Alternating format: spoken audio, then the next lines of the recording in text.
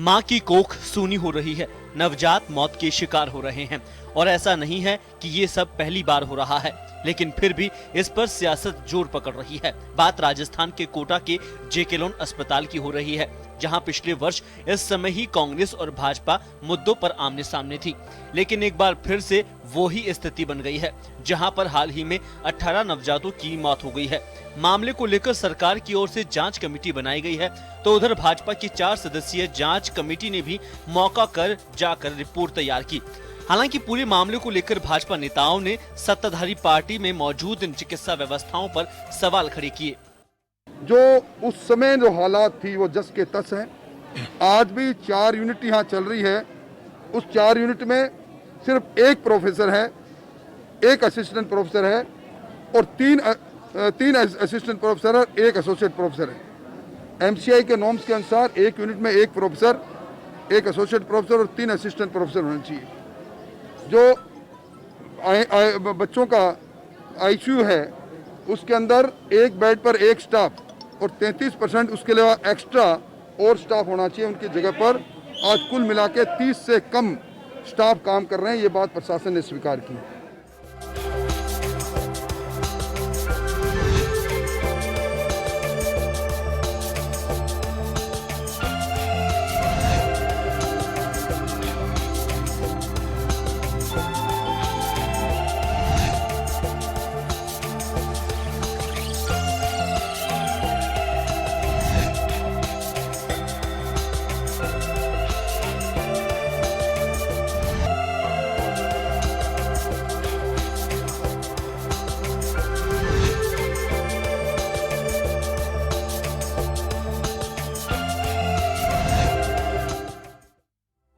सड़क पर हो रहा ये बवाल प्रदेश की विधानसभा में भी उठ चुका है। हालांकि तब भी सरकार के चिकित्सा मंत्री ने सदन के पटल पर पिछली सरकार के आंकड़े रखे थे और अब एक बार फिर से ये मामला तूल पकड़ रहा है। इस बीच चिकित्सा मंत्री रघु शर्मा ने जांच कमेटी बनाकर 3 दिन में रिपोर्ट देने के निर्देश दिए हैं। शर्मा ने कहा, मेडिकल अधिकारियों को पाबंद किया गया है, चिकित्सकों की लापरवाही से एक बच्चे की जान नहीं जानी चाहिए। हालांकि इस बीच रघु शर्मा ने मौत के अलग अलग कारणों को भी गिनाया। भविष्य में उनको ये साफ हिदायत दी गई है कि किसी भी सूरत में आपके इलाज की व्यवस्था इतनी चाक चौबंद रहनी चाहिए, एक भी बच्चे की मौत नहीं होनी चाहिए, इसको सुनिश्चित किया जाना चाहिए। मुख्यमंत्री जी भी इस बारे में गंभीर है, सरकार गंभीर है और हम इस बात को सुनिश्चित करेंगे कि कोई बच्चे की जान नहीं जाए, उनको बचाने की कोशिश हो। देश में अगर नवजातों की मौत का आंकड़ा देखा जाए तो चौंकाने वाला है। हर वर्ष करीब 8 लाख नवजात शिशुओं की मौत होती है। ऐसे में उठ रहे सियासी बवाल की बजाय ये जरूरी है कि नवजातों की मौत को कैसे रोका जाए, इस पर गहन चिंतन हो और उस पर काम हो। ब्यूरो रिपोर्ट, जन टीवी न्यूज।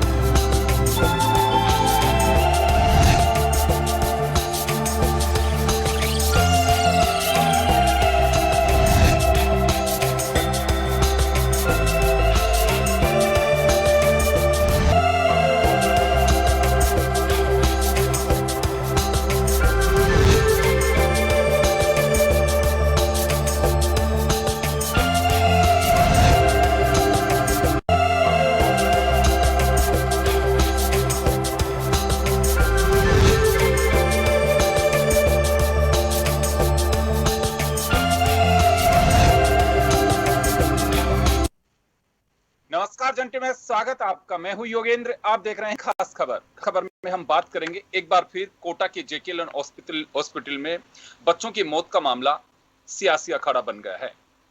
एक तरफ सत्ता पक्ष कह रहा है कि चूक नहीं कह सकते, और अगर चूक है तो जो भी दोषी हैं उन्हें बख्शा नहीं जाएगा, और प्रतिपक्ष काफी हमलावर है। भाजपा ने 4 सदस्य कमेटी का गठन किया, जिन्होंने दौरा भी किया है, और हमारे साथ संदीप शर्मा जी भी जुड़े हैं जो कमेटी के सदस्य हैं, वहां से विधायक हैं। हमारे साथ पूनम गोयल जी कांग्रेस की नेता पूर्व विधायक जुड़ी हुई हैं। वरिष्ठ पत्रकार श्याम सुंदर शर्मा जी हमारे साथ हैं। डॉक्टर राजेश पाठक जी हमारे साथ में हैं जो चाइल्ड स्पेशलिस्ट हैं। सभी का स्वागत है। मैं सबसे पहले श्याम जी आपके पास आना चाहूंगा जी। देखिए, मौतों पर सियासी बयानबाजी बातचीत होती है, इसमें कहीं कोई संदेह नहीं है, और नई बात नहीं है, हमेशा से चलती आ रही है। हमारे डेमोक्रेटिक सिस्टम में आर्टिकल 19 कहता भी यही है कि अभिव्यक्ति की आज़ादी है, किसी को अपनी बात कहने का अधिकार है उसे, और अगर बात नहीं कही जाएगी तो लोकतंत्र के कोई मायने भी नहीं रहेंगे। लेकिन यहाँ एक बड़ा सवाल यह है कि क्या वास्तव में आज भी आज़ादी के इतने साल बाद, या दुनिया की बात करें, हम 21वीं सदी, IT का युग, तमाम चीज़ों के हम दुहाई देते हैं, लेकिन क्या लगता नहीं है कि एक हमारे सिस्टम पे भी एक करारा तमाचा है कि बच्चे कुपोषित हों, और अंडरवेट अगर पैदा हो रहे हों, माताएं अगर कुपोषित हों, जिनसे अगर कुपोषित माँ है तो निश्चित रूप से बच्चा भी कुपोषित होगा। क्या ये कि हमारे समाज पे, जिसके हम सभ्य समाज कहते हैं, 21वीं सदी की बातें करते हैं, एक तमाचा नहीं है कि आज भी आज़ादी के इतने साल बाद इतने कार्यक्रम चलते हैं, अरबों रुपए खर्च होता है, उसके बावजूद भी आज कुपोषित को लेकर के हम उसकी सियासी जंग लड़ रहे हैं? देखिए योगेंद्र जी, ये दुर्भाग्य की बात है। इस कोटा हॉस्पिटल का 1 साल पहले का वाकया याद कीजिएगा, जहां सचिन पायलट आके क्या कह के जाते हैं। उसके बाद सरकार 1 साल में व्यवस्थाएं सुधारती नहीं है, लेकिन जब घटना हो जाती है उसके 3 दिन बाद सारी व्यवस्थाएं सुधर जाती है। अब रघु शर्मा जी जयपुर में बैठ करके अगर अस्पताल के चिकित्सकों का फेवर लेते हैं, और उनके, आज मैं देख रहा था उनकी कमिश्नर ने कल रात को 11 बजे दौरा किया, तो वो कहती हैं कि ये क्या है, सारी अव्यवस्थाओं को लेकर के अधिकारी जिस प्रकार से डॉक्टर्स के लिए कहती हैं। अब कुपोषण वाली बात तो आप छोड़ दीजिए, कुपोषण तो हमारे यहाँ, क्योंकि वो शहरिया इलाका है, पूरा अलग तरह का स्थिति है। लेकिन अब दूसरी तरफ अगर सरकार की बात करें कि आपकी बाल संरक्षण आयोग की चेयरमैन भी गई हैं, वो भी कमियां बता रही हैं, कमियां सब बता रहे हैं। आप राजेंद्र राठौड़ ने और संदीप जी भी आज दौरा करके आए हैं, लेकिन इनसे पहले वहां के सांसद हैं, संदीप जी के तो खास हैं, ओम बिरला जी ने भी बैठक ले ली। उन्होंने कह दिया कि क्या पैसे की कमी है, क्या कमी है। लोकसभा अध्यक्ष अगर कलेक्टर्स और डॉक्टर्स के बारे में बात कर लेता है, अब भाजपा की जांच समिति जाती है तो उसका इतना वैल्यू नहीं होता, क्योंकि लोकसभा अध्यक्ष हमारे यहाँ बहुत बड़ा कदवार होता है, और वो केंद्र सरकार को, राज्य सरकार को निर्देश देने की स्थिति में, क्योंकि पहले उन्होंने राष्ट्रीय महिला आयोग, केंद्रीय जांच कमेटी सब कुछ बुला ली थी, लेकिन व्यवस्था तो सुधरी नहीं। अस्पताल तो वो का वही है। कोटा का संभागीय अस्पताल बड़ा अस्पताल है, जहां पर पहले कितनी मौतें हुई थी, खुद कांग्रेस इस बात को मानती है। डॉक्टर्स ये कहते हैं कि हमारे पास संसाधनों की कमी है। लोकसभा अध्यक्ष कह रहे थे कि बता दो संसाधन कम है क्या, वो तो मैं पूर्ति करा दूंगा। अब ये कह रहे हैं कि एक डॉक्टर और एक कितनी नर्सेज चाहिए, वो पर्याप्त मात्रा में है नहीं है, और वहां पर क्रिटिकल पोजीशन में बच्चा आता है और उसकी केयर हो नहीं पाती। लेकिन ये भी है, लापरवाही हुई है, और लापरवाही के लिए दोषी डॉक्टर्स को दंडित किया जाना चाहिए, क्योंकि प्राइवेट अस्पताल, इनके मिली जुली वाला मामला भी चलता है कई बार। बिल्कुल। कुल मिलाकर के कहना यह है कि श्याम जी, हालात नहीं सुधरे, हालात वो के वही है, समय वो का वही है, और स्थितियां भी वो की वही हैं। देखिए, जांच कमेटियां बनती हैं, कमेटियां अपनी रिपोर्ट सौंप देती हैं, लेकिन होता क्या है, वही डाक के 3 पात। किसी पे गाज गिरती नहीं है, गाज गिरती भी है तो सेटिंग करके वापसी हो जाती है, को हासिल नहीं होता है। रोते वो परिवार है जिनका अपना कोई उजड़ जाता है, जिनकी जो माताएं हैं उन पे असर पड़ता है, और निश्चित रूप से सरकारी खाते में मैक्सिमम वो बच्चे जाते हैं जो प्राइवेट हॉस्पिटल्स को जा नहीं सकते, इतना पैसा नहीं होता है। तो अभी भी अगर हालात नहीं सुधर रहे हैं तो बड़ा दुर्भाग्य है। डॉक्टर साहब, मैं एक बार आपके पास आना चाहूंगा, राजेश पाठक साहब जी। अभी तक की जो हिस्ट्री आ रही है, खासकर वो बच्चे जो अंडरवेट होते हैं। मैं भी सुन रहा था, पहले भी ऐसा कुछ हुआ है और पहली मर्तबा नहीं है। मैं 2014-15 से आंकड़े देख रहा हूँ, लगातार वहाँ साल में 1500 बच्चों की डेथ होती आ रही है और इसी तरह से होती है। तो का कारण क्या हो सकता है इसमें, जिसमें सियासी बयानबाजी एक अलग है, लेकिन आप एक एक्सपर्ट हैं, हमें उस ओर ध्यान देना चाहिए। देखिए, जहाँ तक नवजात की मौतों का सवाल है तो डेफिनेटली ये शुरू होती है प्रेगनेंसी के टाइम से। अगर हम प्रेगनेंसी पे अगर गर्भवती माता का अच्छे से ध्यान रखेंगे, जिसको एंटीनेटल केयर कहते हैं, तो एक शिशु का जो उसका परिपालन है वो प्रेगनेंसी से शुरू हो जाता है। तो हमें ये ध्यान देना पड़ेगा प्रेगनेंसी से, यानी कि एंटीनेटल केयर हमारी अच्छी होगी, उसको अच्छा रेगुलर चेकअप मिलेगा या उसको अच्छा न्यूट्रिशंस मिलेगा और टाइम टाइम से जांचें होंगी, जिससे कि उसमें जो जन्मजात बीमारियां हैं या विकृतियां हैं उनको हम टाइमली देख पाएँ या वो कारण देख पाएँ कि जिससे कि एक माँ समय से पहले जन्म देने के लिए तैयार हो रही है। तो उन चीज़ों को ध्यान में रख के हम एज ए पीडियाट्रिशियन मैं कह रहा हूँ कि फिर हम अपनी तैयारी करेंगे कि हमारे सामने कोई नवजात आता है तो हम उसको किस तरह से हैंडल करें। क्या वो प्रीटर्म है जो समय से पहले हो गया, क्या वो लो बर्थ है जिसका वजन जो है एक अनुमानित नॉर्मल वेट से कम है, या उसको कोई बीमारी है। बीमारी जन्मजात भी हो सकती है जो अंदर से हो, जैसे हार्ट की कोई बीमारी है, कॉन्जेनाइटल निमोनिया है या कोई विकृति है। दूसरी, जैसा सभी लोग कह रहे हैं, संसाधनों की कमी से, कि अगर एक माँ एएनसी में आपके पास नहीं आती है और वो इमरजेंसी में डायरेक्ट डिलीवरी कराने आती है जबकि उसने कोई जांच नहीं कराई हुई होती है, तो ऐसी स्थिति में हमें थोड़ा सा संभालना मुश्किल इसलिए हो जाता है क्योंकि हिस्ट्री नहीं मालूम होती है, तो हमें डायग्नोसिस पे पहुंचने में थोड़ा सा टाइम लगता है। दूसरा, डेफिनेटली संसाधनों की कमी तो होती है। मैं भी जैकेलॉन से पास आउट हूँ, जयपुर से, और हमने भी नर्सरी में बहुत काम किया है। हमारे पास भी लिमिटेड संसाधन थे, लेकिन स्किल में कभी किसी के कोई प्रॉब्लम नहीं आती है, चाहे वो नर्सिंग स्टाफ हो, चाहे डॉक्टर्स हो, चाहे हमारे सीनियर्स हो। क्योंकि एक डॉक्टर जब नर्सरी में काम कर रहा होता है तो उसके 24 घंटे की ड्यूटी होती है। तो मैं ये नहीं कह सकता कि एक डॉक्टर या स्टाफ वहाँ कोई लापरवाही कर सकता है। हाँ, जब उसके हाथ ही बंधे हुए हैं, कोई साधन नहीं है, तो डेफिनेटली वो जितना रिसोर्सेज उनके पास हैं उनको ही यूज में लेके वो काम करेगा। तो मेरा पॉइंट ये था कि अगर हम एएनसी से ही ध्यान दें तो एकदम से जो इमरजेंसीज आ रही है या जो बल्क में जो चीज़ें आ रही हैं, जो देखने को मिल रही हैं, उसको हम रोक सकते हैं। जी बिल्कुल, आप सही फरमा रहे हैं। एक तरफी बात नहीं हो सकती कि केवल एक जो वहाँ पे लोग तैनात हैं। मेरा अपना मानना है कि डॉक्टर को भगवान का रूप मानते हैं और कभी भी 100 जो टारगेट होता है वो वहाँ पे जो स्टाफ होता है उसी को माना जाता है। हमारे यहाँ सिस्टम अभी भी नहीं सुधर पाया है। मेडिकल कॉलेजेज हैं, उनकी स्थिति आपको बहुत बेहतर मालूम है। संदीप जी को, पूनम जी दोनों ही विधानसभा के सदस्य रही हैं, पूनम जी, और संदीप जी दूसरी पारी खेल रहे हैं अभी। या आइसोलेशन में कहें या वेंटिलेटर पे तो हमारा सिस्टम है। जब भी कभी मेडिकल काउंसिल ऑफ इंडिया की टीम आती है इंस्पेक्शन के लिए, उस दरमियान इधर से स्टाफ उधर, उधर से इधर, इधर से उधर, ये करना पड़ता है। रघु शर्मा जी मिनिस्टर हैं, लेकिन मेरे ही स्टूडियो से इस बात को लेकर के राजेंद्र राठौड़ से बहस भी किए हुए उन्होंने कि आप स्टाफ यहाँ से वहाँ शिफ्ट करते हैं। आज राजेंद्र राठौड़ वो बात कह रहे हैं। तो इस वेंटिलेटर से सिस्टम को निकालना बहुत जरूरी है। मैं संदीप जी आपके पास आना चाहूंगा। आप तो उस शहर के रहने वाले हैं और लंबे समय से इस तरह की घटनाएं हो रही हैं। आप जांच कमेटी के सदस्य हैं जो भारतीय जनता पार्टी ने गठित की है। क्या कुछ मिला आपको? अभी क्या लगता है आपको कि कुछ ऐसी खामी है वहां जो दुरुस्त की जानी चाहिए थी? और पहले वाली जो घटना हुई है उसके भी आप चश्मदीद हैं, तो ऐसा तो नहीं है कि वही सब चीजें रिपीट हो रही हैं और अभी भी नजरअंदाज किए जा रहे हैं उनको? बिल्कुल आप सही कह रहे हैं योगेंद्र जी।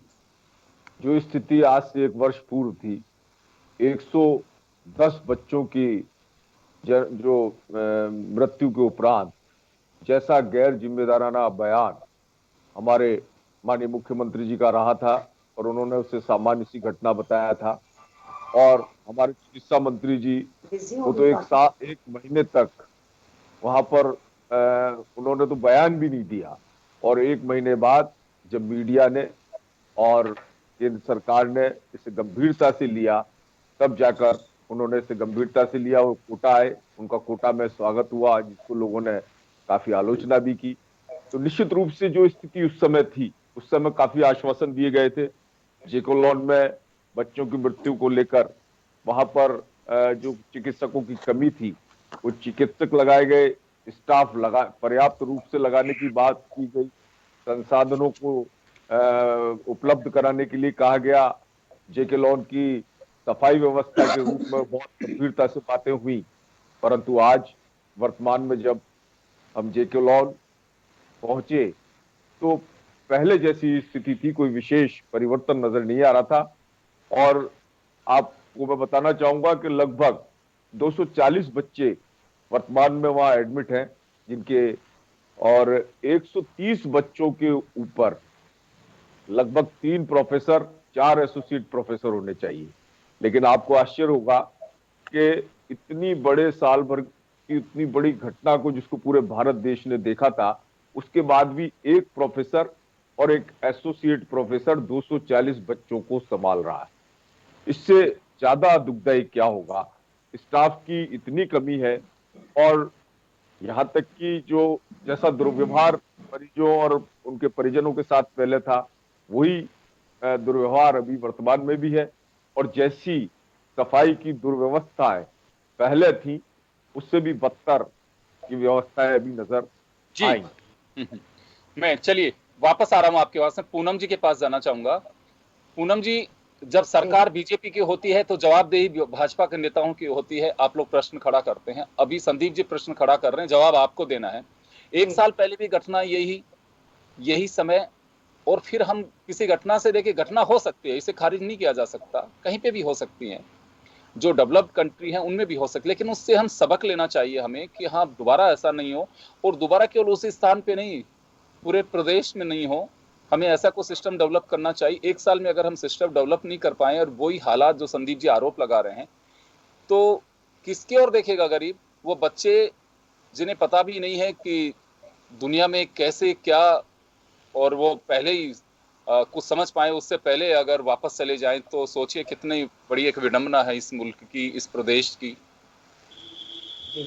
एक साल पहले जब ये घटना हुई थी, तब माननीय हमारे रघु शर्मा जी मंत्री महोदय कोटा आए थे, साथ ही हमारे उप मुख्यमंत्री प्रदेश अध्यक्ष सचिन पायलट जी भी आए थे, और उन्होंने और धारीवाल जी ने स्वयं ने मिलकर के इस व्यवस्था को सुधारा था। वहाँ पर जो भी डॉक्टर्स की कमी थी उसको दूर किया था। स्टाफ जो भी आप बता रहे हैं उसके लिए उन्होंने पूरी कोशिश की थी, और पूरे स्टाफ भी जो डॉक्टर्स ने बताए थे, सुपरिटेंडेंट साहब ने बताए थे, वो डॉक्टर वहाँ पे लगाए गए थे। अब आज की स्थिति क्या है मुझे मालूम नहीं, लेकिन उस समय जो एक साल पहले हुआ था वो सब सुधारा गया था। यहाँ तक कि संसाधन पूरे जुटाए गए थे, और वार्मर दिया गया था। वहाँ पर नया वार्ड बनाने के लिए स्वीकृति दी गई थी, और नया वार्ड कल से आज से चालू भी हुआ है वहाँ पर। और वहाँ पर भी अभी भी लेवल 3 के 12 बेड भी लगाए गए हैं, वार्मर भी लगाए गए हैं। जो सुविधाएं मिलनी चाहिए बच्चों को वो पूरी दे रहे हैं। लेकिन समस्या ये है साहब कि वहाँ पर जेके लोन अस्पताल हाड़ौती संभाग का सबसे बड़ा अस्पताल है, जहाँ पर बच्चे बहुत गंभीर अवस्था में आते हैं। कई बार देखने में आता है कि गर्भावस्था में ही बच्चे ऐसी स्थिति में होते हैं कि वहाँ तक पहुँचते पहुँचते उनकी मृत्यु हो जाती है। तो ऐसे लोगों को जो जब दूसरे गांव से या संभाग से रेफर किया जाता है, तो वो गंभीर अवस्था में आने के बाद में हमारे कोटा जेके लोन अस्पताल में आकर के वो दम तोड़ देते हैं, जिसका कि इल्जाम डॉक्टर्स के ऊपर लगता है या स्टाफ के ऊपर लगता है। लेकिन एक बड़ा सवाल है, संभाग का सबसे बड़ा हॉस्पिटल है, बहुत अच्छी बात है कि चलिए लोग देखते हैं उस हॉस्पिटल की तरफ। ये लोड जो है हमेशा से रहा होगा, पहली मर्तबा ऐसा नहीं है कि अशोक गहलोत साहब की सरकार, रघु शर्मा जी के पहले भी इस तरह की मृत्यु होती रही है, ऐसा नहीं है। शिशु दर पहले भी कह रहा हूँ, 1000 से 1200 बच्चे तक साल की डेथ जो नंबर्स हैं वो आए हैं सामने। ये 900 से भी ज्यादा आंकड़ा रहा है। लेकिन गवर्नमेंट चाहे आपकी रही हो, चाहे बीजेपी की हो, किसी की भी रही हो, ये सिस्टम हम सुधार नहीं पाए। आप लोग जनप्रतिनिधि हैं, कभी इस और गौर नहीं किया गया। आपके यहाँ से तो बड़े दिग्गज नेता हैं, धारीवाल जी ने पूरी स्थिति संभाल रखी है, पूरी स्थिति पे नजर रखे हुए हैं। फिर हम अभी आप कह रही हैं कि लोड है, इस वजह से संभाग का एक इकलौता बड़ा कोरोना की वजह से भी कई चीजों की प्रॉब्लम्स हैं। कई डॉक्टर्स स्टाफ छुट्टी पे है, कई लोगों की ड्यूटी इधर उधर भी लगाई गई है। जी, तो ये हालात सुधरने की कुछ उम्मीद की जा सकती है? बिल्कुल हालात सुधरेंगे साहब, बिल्कुल सुधरेंगे। जी कैसे रघु शर्मा सुधरेंगे? जी, आपके साथ में संदीप शर्मा जी बैठे हैं, आप दोनों एक ही शहर के लोग हैं, आप भी वहां पे जनप्रतिनिधि के रूप में काम कर चुकी हैं, संदीप जी अभी जनप्रतिनिधि हैं। लोग आप लोगों से कंप्लेन करते हैं, अपनी पीड़ा जो वो आकर के बताते हैं, तो कभी महसूस नहीं होता है कि हाँ वास्तव में स्थिति जो है हम जाकर के देख सकें, ऐसा क्यों हो रहा है? देखिए योगेंद्र योगेंद्र जी, जो वर्तमान में स्थिति है पूनम जी बता रही हैं, तो कोविड में भी कोई विशेष सरकार के द्वारा लोग इतने त्रस्त रहे हैं, और जो 75 वेंटिलेटर केंद्र सरकार के द्वारा उपलब्ध कराए गए थे उनमें से मात्र 15 एक्टिवेट है, 60 तो एक्टिवेट ही नहीं हुए, यूं की हुई डब्बा बंद पड़े हुए हैं, और उसको लगभग 6 महीने हो चुके उन वेंटिलेटर को आकर। सरकार और प्रशासन उनको एक्टिवेट ही नहीं कर पा रहा है। तो बड़ा दुखद है कि जो लोग ऑक्सीजन की कमी के कारण तड़प तड़प कर मर गए, अगर वेंटिलेटर होता तो शायद हम उनकी जान बचा लेते। हर प्रकार से चिकित्सा तंत्र में आज पूरी तरीके से राजस्थान फेल नजर आता है। सरकार की उदासीनता और कृपणता के चलते जी सरकार चलिए, की मैं संदीप जी आ रहा हूँ आपके पास में। पूनम जी अभी आपने सुना गवर्नमेंट ऑफ इंडिया से जो वेंटिलेटर आए वो भी ओपन नहीं करवाए गए, फार्मर्स जितने चाहिए थे। मालूम तो है कि वर्कलोड बहुत ज्यादा होता है उस हॉस्पिटल पे, तो कुछ एडिशनल हम लोगों के पास में व्यवस्था होनी चाहिए, जब पिछली बार हम इस दौर से गुजर चुके हैं। नहीं, वार्मर सब चालू है वहाँ पे, जो खराब स्थिति में होंगे उनको छोड़ करके जो नए आए हैं उनको सब चालू है वहाँ पे वार्मर। जी, लेकिन अभी संदीप जी को आपने सुना सुना कि वेंटिलेटर्स वगैरह भी आए हुए हैं, लेकिन उनको ओपन ही नहीं किया गया। तो किसी की जिम्मेदारी तय की जानी चाहिए इसके लिए। जो इंचार्ज है वहाँ उनकी जिम्मेदारी तय होनी चाहिए। तो गवर्नमेंट आपकी है, आप लोग कभी कंप्लेन नहीं करते? सरकार का डायलॉग नहीं रहता है कि स्थानीय जो पूर्व विधायक हैं, नेता हैं, धारीवाल जी आते हैं वहाँ, जानकारी नहीं लेते हैं कि कल को अगर कोई दोबारा ऐसी घटना ना हो, ताकि हमें विधानसभा में जवाब देते नहीं बने और हमें बड़ा बड़ा भारी विरोध का सामना करना पड़े, क्योंकि वहाँ संयोजक के रूप में वही होते हैं विधानसभा में। धारीवाल जी स्वयं जाते हैं हॉस्पिटल में, उन्होंने पूरा देख करके आए हैं वहाँ पर जी। जो कमी थी उसको रघु शर्मा जी से डिस्कस करके, सरकार से डिस्कस करके उन्होंने पहुंचाया भी है सब चीजों को। जी श्याम जी आपके पास आना चाहूंगा एक बार।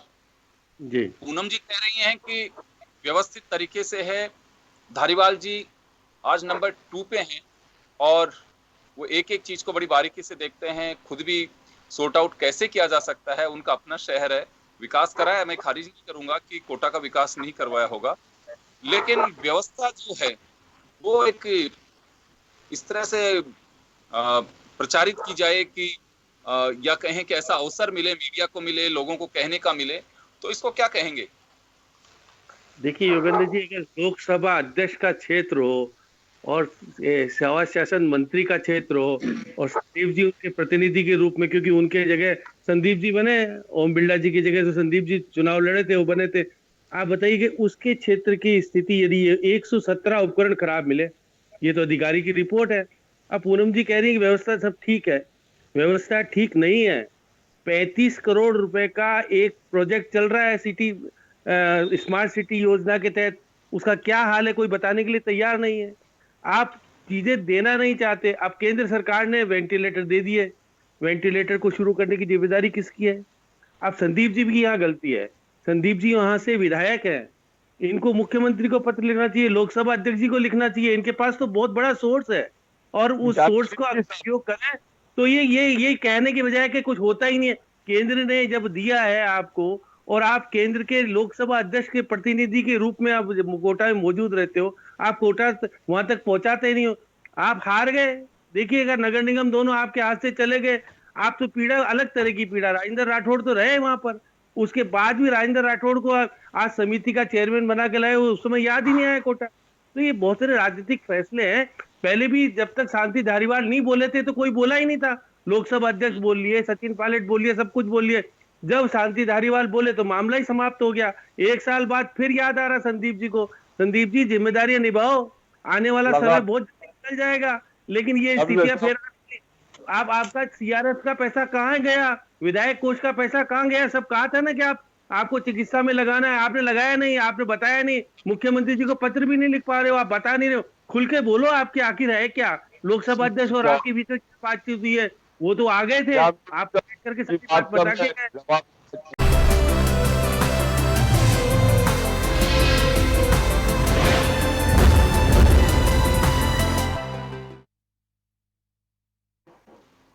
ब्रेक के बाद एक बार फिर आपका स्वागत है। आप देख रहे हैं खास खबर, बात कर रहे हैं कोटा के जेके लोन हॉस्पिटल में बच्चों की मौत से जुड़ा मुद्दा। वहां पे स्टेट गवर्नमेंट की ओर से जो कमेटी बनाई गई थी वो भी दौरा कर चुकी है, रिपोर्ट जुटाई जा रही हैं, और भाजपा ने जो 4 सदस्य कमेटी बनाई थी जिसके सदस्य हमारे साथ पैनलिस्ट हैं, विधायक संदीप शर्मा जी, ये लोग भी दौरा कर चुके हैं। जो खामियां हैं कुछ शेयर की हैं, कुछ पे भी चर्चा करके और एक रिपोर्ट तैयार करेंगे। विधानसभा में भी लगता है कि ये मामला जब भी हाउस कॉल किया जाएगा गूंजेगा।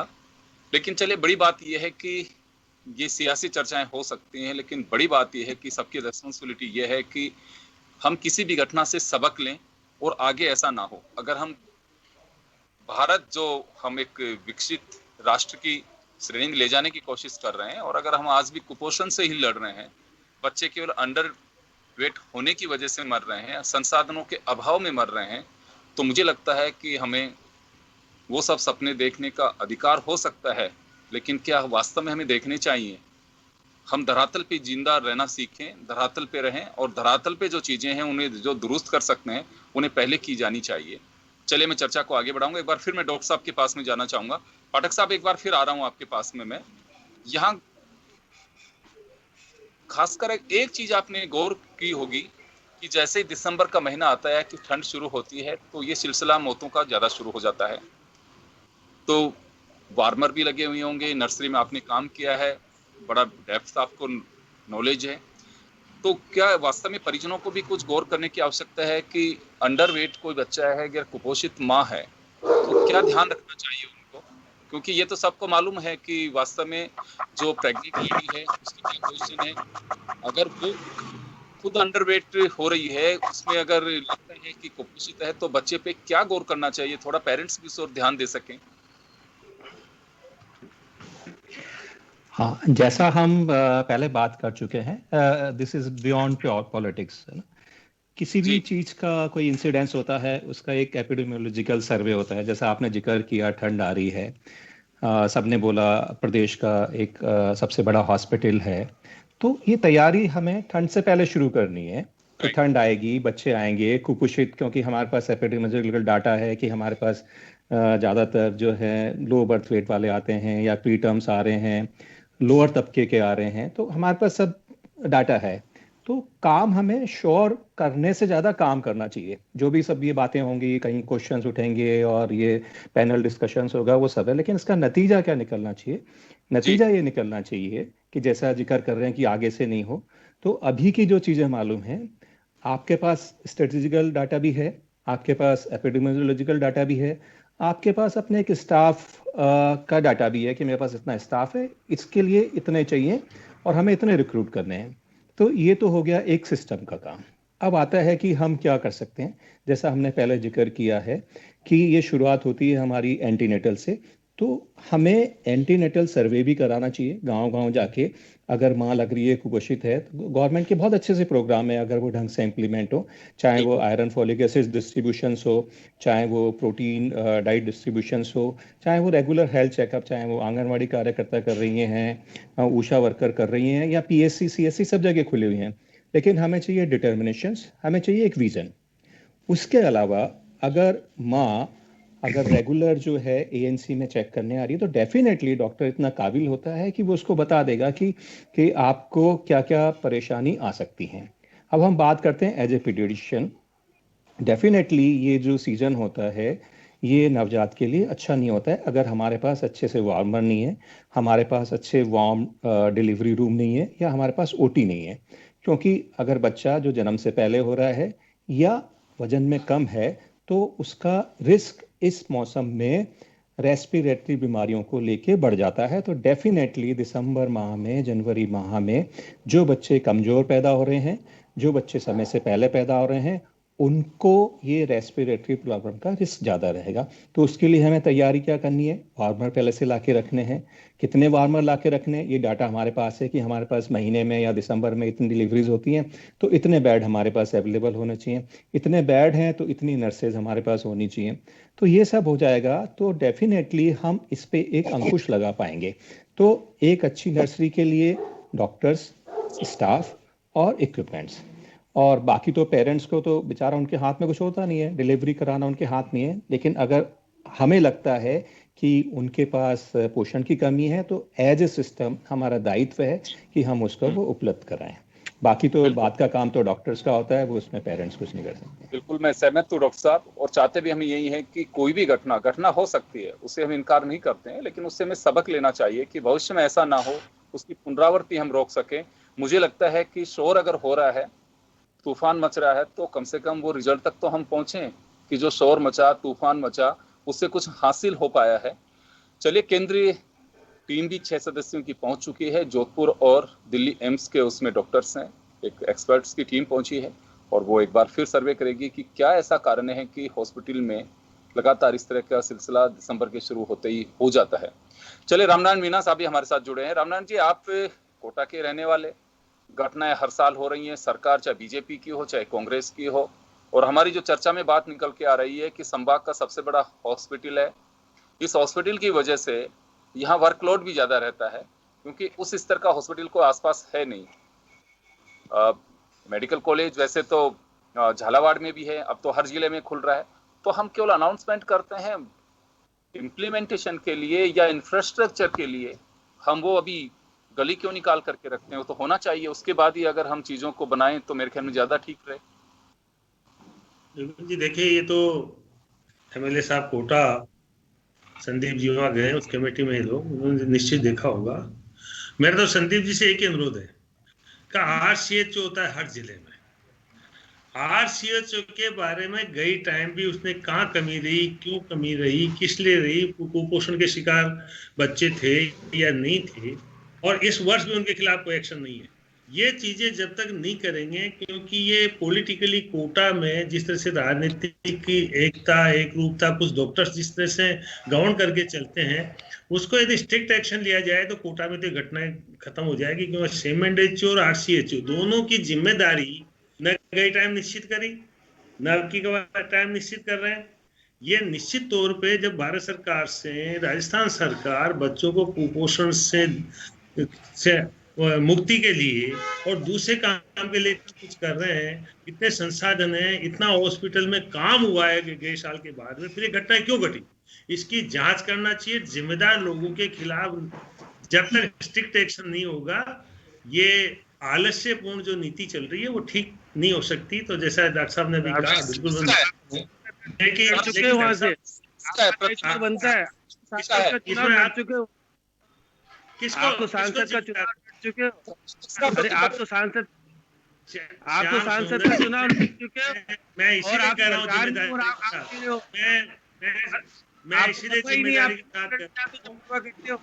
मैं इसीलिए जिम्मेदारी के साथ कह रहा हूँ कि आपकी तरह बात नहीं करूंगा, मैं स्ट्रिक्ट बात कर रहा हूँ। ये घटना रुकना चाहिए। कई टाइम आपने क्या किया तो कार्रवाई कौन कर रहा है? होना चाहिए। वहाँ जिस तरह का कॉम्बिनेशन है, डॉक्टर्स का जोड़ है, जिस तरह से कर रहे हैं, जिस तरह का पोस्टिंग करी है, चिकित्सा मंत्री जी को आदरणीय रामनारायण मीणा जी से कहना चाहूंगा, मैंने तो उसके बारे में चिट्ठी भी लिखी है, आप चिंता मत करिए, लेकिन एक्शन तो लीजिए। मंत्री जी को इस विषय में कोटा कोई संभाग का नहीं है, कोटा हॉस्पिटल हमारे राजस्थान के प्रतिष्ठित हॉस्पिटलों में से है। जेके लोगों का विंग हो या बच्चों का इलाज हो, सबसे प्रतिष्ठित हॉस्पिटल है, आज भी है, इसमें कोई दो राय नहीं है। इसलिए तो हम सब तरह से तैयार है इसके लिए। अभी डॉक्टर साहब ने भी बात कही कि हमारे पास हैं कितनी डिलीवरी होने वाली हैं और हमारे पास में कितना लोड है। अगर पहले से तैयारी की जाए तो ये सब घटनाओं को रोका जा सकता है। हम जब समय है, हम इंतजार करते हैं कि कड़ाके की ठंड आएगी तब हम कुछ करेंगे। मालूम है ठंड पड़ रही है, नहीं पड़ रही है, लेकिन जब विंटर सेशन जब शुरू हो जाता है तो तब से तैयारियां शुरू हो जानी चाहिए। ये तो सर्वप्रथम तो मैं आदरणीय श्याम जी की बात का जवाब देना चाहूंगा कि कोटा की जनता जानती है हमारी सजगता और हमारी जागरूकता के विषय में। और निश्चित रूप से जब पिछले साल ये घटना हुई थी तो हमने 50 लाख रुपए विधायक कोष से दिए थे, और एक बार 50 लाख रुपए देने के बाद और 75 वेंटिलेटर आने के बाद व्यक्ति आश्वस्त हो जाता है कि काम पूरी तरीके से प्रशासन के, अस्पताल प्रशासन के अधीन हो गया और काम प्रारंभ हो जाएगा। परंतु जब ऐसी घटनाएं होती हैं तब जाके खुलता है, तो निश्चित रूप से हम जाकर पूरी तरीके से इसका विरोध करते हैं। और लोकसभा अध्यक्ष जी के विषय में तो मैं आपको बताऊं, वो इतने संवेदनशील हैं कि इस पद पर रहने के बाद भी वो इतनी चिंता व्यक्त करते हैं, और उस समय भी उन्होंने CSR से 60 लाख रुपए दिलवाकर पूरे JK लॉन अस्पताल में सेंट्रल ऑक्सीजन लाइन डलवाई थी, जो आज प्रारंभ है। तमाम फार्मर दिलाए थे, तमाम जो चिकित्सक थे उनके परिजनों की व्यवस्थाएं की गई थी। तो इस प्रकार हमारा पूरा प्रयास रहता है कि हम कोई भी JK लॉन से संबंधित, चाहे सरकार हो अथवा सरकार ना हो, हम जो कुछ बेस्ट से बेस्ट कर सकें उन निर्धन रोगियों के लिए, उन बच्चों के लिए हम सदैव तत्पर रहते हैं, तैयार रहते हैं। और रामनारायण जी मीणा जी को मैं बताना चाहूंगा कि आपका कहना बिल्कुल दुरुस्त है, चिकित्सा मंत्री जी पूरी तरीके से असंवेदनशील है, और वो RCHO और CMHO की जिम्मेदारी होनी चाहिए उसको तय करके, और उस पर कड़ी से कड़ी कार्रवाई। मैं आपके साथ हूं और निश्चित रूप से मैं भी आपके साथ पत्र लिखूंगा। और जो बात आपने कही वो निश्चित रूप से JK लॉन में आप कह रहे हो सर्दी आने पर अस्पताल का प्रशासन सजग होता है, लेकिन आप कोटा आकर देखोगे तो अभी भी जगह जगह कांच टूटे पड़े हैं, जगह जगह जहां से ठंडी हवा घुसेगी, जहां से बच्चे जहां इलाज कराएंगे, वो सारी व्यवस्थाएं अभी भी फर्श जगह जगह उखड़े पड़े। और कोई ऐसी व्यवस्था मैं नहीं समझता हूं सिर्फ बार्मरों को दुरुस्त कराने से। और उसमें भी जैसा श्याम जी बता रहे थे, वास्तव में 540 में से 147 उपकरण, इक्विपमेंट अभी तक जो है कंडम आज की स्थिति में पड़े हुए हैं, जिनको थोड़े थोड़े काम है उनको आप सही नहीं करा पाते।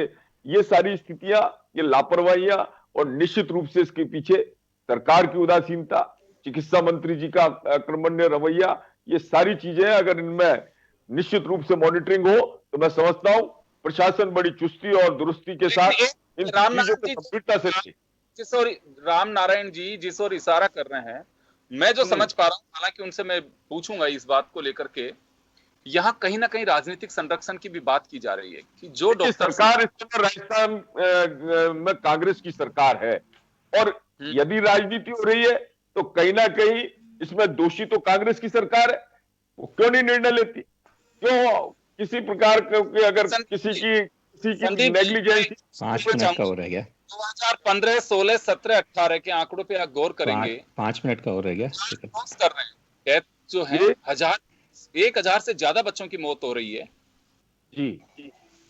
तो ये तो पुराने समय से चला आ रहा है, तो ये आज तक हम दुरुस्त नहीं कर पाए। गवर्नमेंट आपकी भी रही है। मैं मानता हूं कि जिस प्रकार के आंकड़े जिस तरीके के आप बता रहे हैं, लेकिन ये कब रुकेंगे? हो सकता है भारतीय जनता पार्टी के शासनकाल में भी हो और कांग्रेस के शासनकाल में, क्योंकि हम मजबूत विपक्ष के रूप में थे और हमने इस बात को पूरी गंभीरता के साथ उठाया, हमारे साथ मीडिया था, और इस चीज पर अंकुश कहीं ना कहीं लगना चाहिए। चाहे वो कुपोषित बच्चों के पूर्व में ही उनका स्वस्थता उनको मां के पेट में ही मिल जाए, अथवा चिकित्सा से संबंधित कोई अव्यवस्था है वो दूर हो जाए, पर्याप्त रूप में चिकित्सक और चिकित्सकीय स्टाफ मिल जाए, आवश्यक संसाधन मिल जाए, तो क्या पता ये जो 12 बच्चे अभी परसों मरे हैं और 110 बच्चे जो पिछले वर्ष मरे थे, वो लगातार ठीक है महीने, लेकिन जब ओवरलोडेड बच्चा एकदम से 12 बच्चा एक दिन मरता है, जिसका रेशियो 4-5 बच्चा की बजाय एकदम 12 बच्चा, तो सभी लोगों को चिंता होती है। और ये चिंता हमें ही नहीं, आपको भी है, पूरे देश को है। जी रामनारायण जी, आपके पास आ रहा हूं एक बार। अभी आपने जो बात कही, क्या उसका इशारा ये है कि आपने जो गठजोड़ की बात कही है, राजनीतिक संरक्षण की बात कर रहे हैं कि लापरवाह जो लोग होते हैं उन्हें राजनीतिक संरक्षण में बचा दिया जाता है, ये कहना चाह रहे हैं आप? संदीप जी आज राजस्थान में विपक्ष में बैठे हैं, और कोटा संदीप जी जानते हैं, कोटा वो जगह है जहाँ दिल्ली और राजस्थान सरकार दोनों का राज है।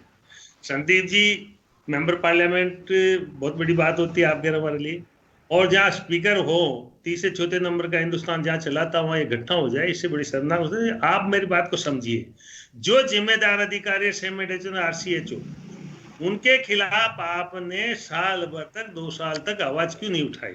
हमने तो उठाई है।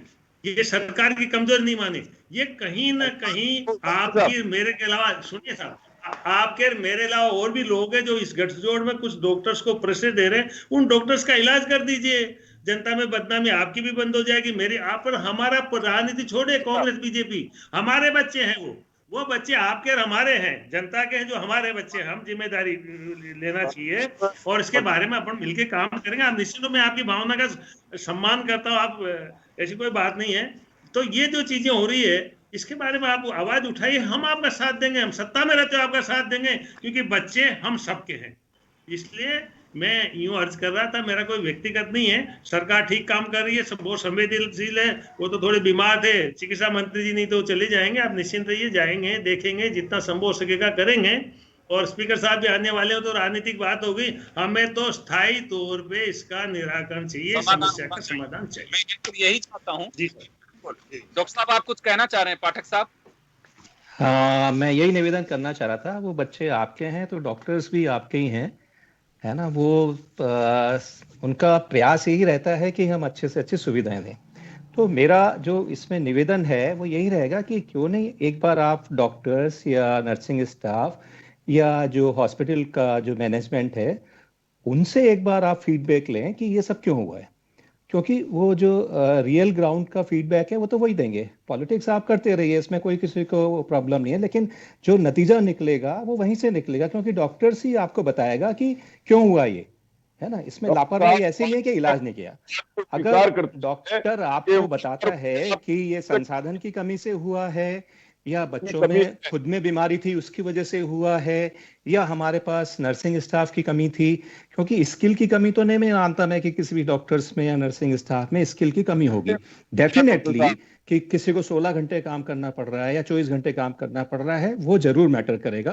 तो मेरी जो कंक्लूजन ये है कि जो भी इंसिडेंट्स हुआ है उसका जो रियल फीडबैक है वो आपको वहां का स्टाफ, डॉक्टर और मैनेजमेंट देगा, उस पे आप एक्सरसाइज करें और उससे फिर आप समाधान निकालें। साथ अगर वास्तव में इंफ्रास्ट्रक्चर में अगर कहीं सरकारी स्तर पर खामी रही है, समय पे चीजें उपलब्ध नहीं कराई जा रही हैं, वहां से अगर सुप्रिंटेंडेंट लिख करके दे रहे हैं, घटनाओं के बाद भी रिपोर्ट यही कह रही है कि इंफ्रास्ट्रक्चर का अभाव है, तो मुझे लगता है कि ये फिर जनप्रतिनिधियों की भी बड़ी कमी और कमजोरी है कि हम उसको दुरुस्त नहीं करा पा रहे हैं।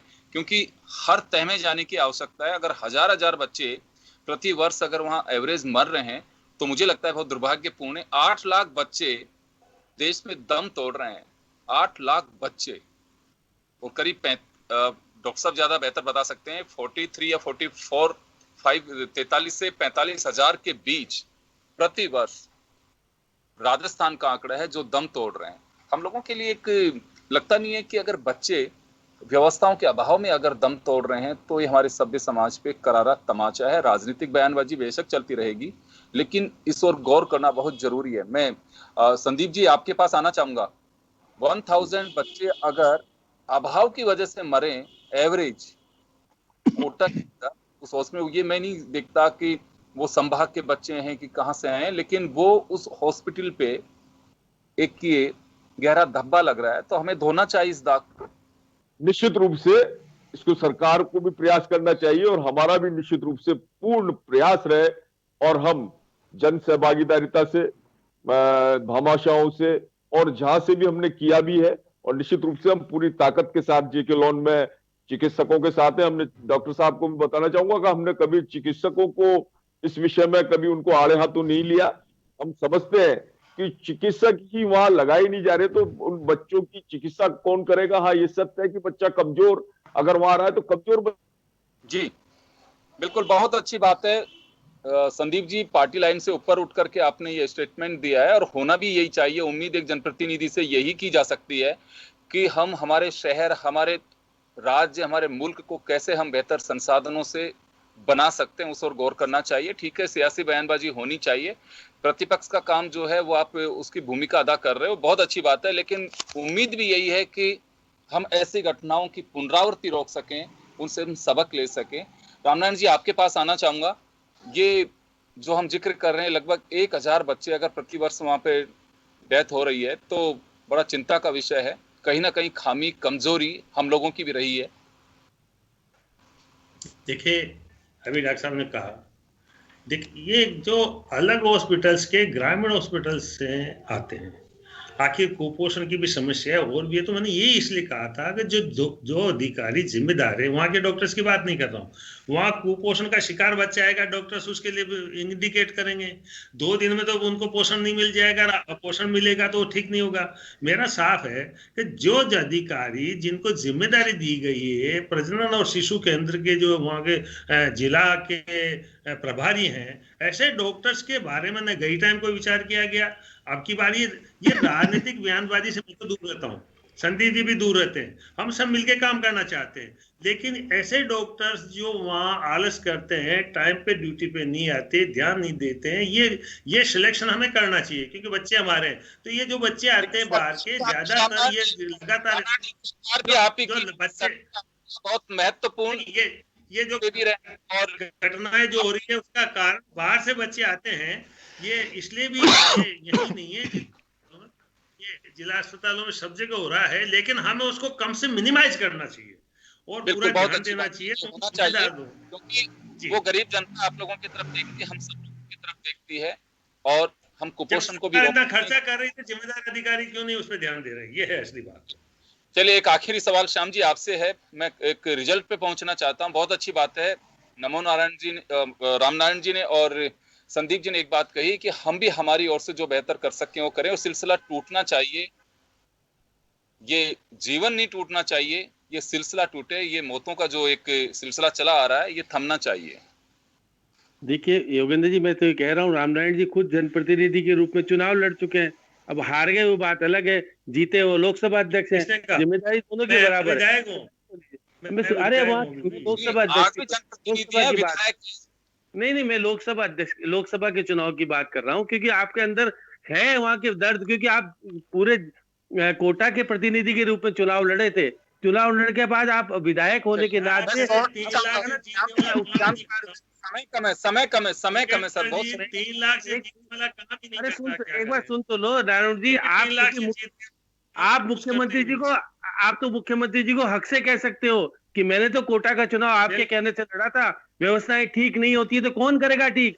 रघु शर्मा और राजेंद्र राठौड़ तो मित्र है पुराने, यूनिवर्सिटी के एक मित्र हैं, वो कार्रवाई नहीं करेंगे, केवल बोलते रहेंगे। यही तो संदीप जी को पता नहीं है अभी। संदीप जी वो तो मित्र हैं, उनका कार्रवाई नहीं होगी। आप दोषियों के खिलाफ कार्रवाई करो, संभागीय कह चुका, आपकी कमिश्नर चिकित्सा विभाग कह चुकी, सारी बातें सामने आ रही है, लेकिन रिपोर्ट का क्या होता है? रिपोर्ट खत्म हो जाती है। इसलिए ईमानदारी से रामनारायण जी को साथ ले जाके मुख्यमंत्री जी से कार्रवाई कराओ। रघु शर्मा जी कार्रवाई करने वाले नहीं है, इसलिए व्यवस्थाएं ठीक करो। अब 6 डॉक्टर आपने 6 डॉक्टर्स लगा दिए, 10 नर्सिंग स्टाफ बढ़ा दिया। अब क्यों बढ़ा दिया, पहले क्यों नहीं बढ़ाया? ये सारी व्यवस्थाएं आपको ठीक करनी है, कुछ दूसरों को नहीं करनी है। वहाँ 2 प्रतिनिधि आप सही फरमा रहे हैं, सही फरमा रहे हैं जी। आपसे इजाजत लेके एक बात अर्ज कर लूं, अभी भी 6 डॉक्टर लगाए, सब मेरे यहाँ से लगाए। ये व्यवस्था बिगाड़ने वाले जो जिले में अधिकारी बैठे हैं उनके खिलाफ एक्शन संदीप जी हम दोनों मिलकर करेंगे। मुझे विश्वास है वो मेरा साथ देंगे, मैं उनका साथ दूंगा। हमें तो कोटा में इन मौतों को मिनिमाइज करना है, बच्चों को बचाना है। बहुत अच्छी बात है, मैं यही सुनना चाहता था कि होना भी प्रयास यही चाहिए, और बच्चे होते हैं, हमारे अपने बच्चे होते हैं, उसको एहसास करना चाहिए। और मुझे लगता है कि आप लोगों से हमारी गुजारिश भी है कि इस हॉस्पिटल के लिए जो कर सकते हैं आप लोगों को अवश्य करना चाहिए, चाहे सरकार के जरिए।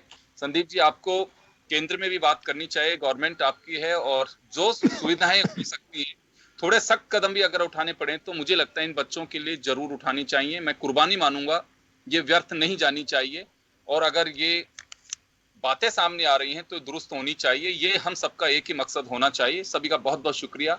खास खबर में इतना ही, दीजिए इजाजत, नमस्कार। जन टीवी की लेटेस्ट अपडेट पाने के लिए हमारे चैनल को जरूर सब्सक्राइब करें और नोटिफिकेशन पाने के लिए बेल आइकॉन दबाएं।